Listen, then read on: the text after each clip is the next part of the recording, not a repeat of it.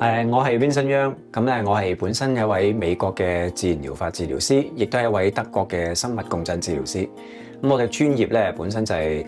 通過用一啲天然嘅方法啦非藥物嘅方式咧，去幫助啲客人咧就係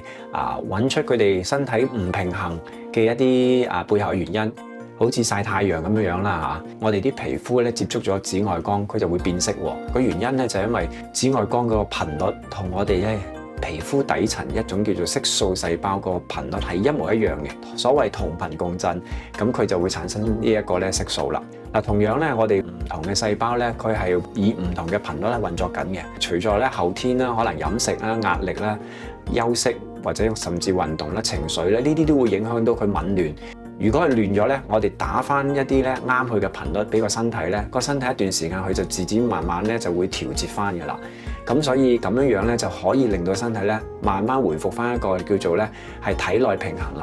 咁我哋本身咧就通過一啲嘅有醫學嘅臨床嘅一啲儀器啦，咁入邊咧就已經有晒我哋身體咧啲數據係一啲頻率嚟嘅。咁當我哋當個客人咧坐落去我哋嘅設施嗰度咧，啲頻率直接打咗落去個身體咧，我哋就會即刻收翻個 feedback 㗎啦。個儀器可以就會對應翻究竟佢邊一個嘅頻率紊亂咗，佢就會識得咧排呢個嘅次序，讓我哋咧治療師咧可以知道究竟從邊方面去入手啦。